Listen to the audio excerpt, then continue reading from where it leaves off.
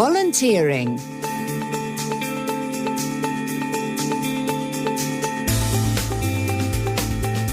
The Peace River Refuge and Ranch in Florida is a sanctuary. It provides permanent homes for a range of abused and unwanted animals, from big cats such as tigers and leopards to wolves and primates.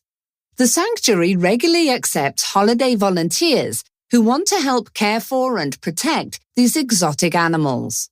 Students in the field of animal conservation learn how to care for wild animals, while other volunteers can help to prepare food for the animals or help with the maintenance of the refuge.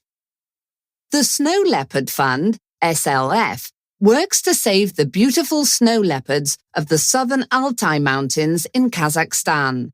These ghosts of the mountains are a symbol of Kazakhstan's national pride, but they are rarely seen and critically endangered.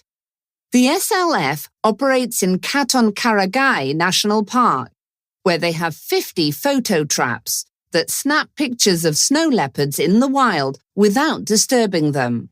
Volunteers check the cameras and also raise awareness in local schools and communities about how to conserve the snow leopard and its natural habitat.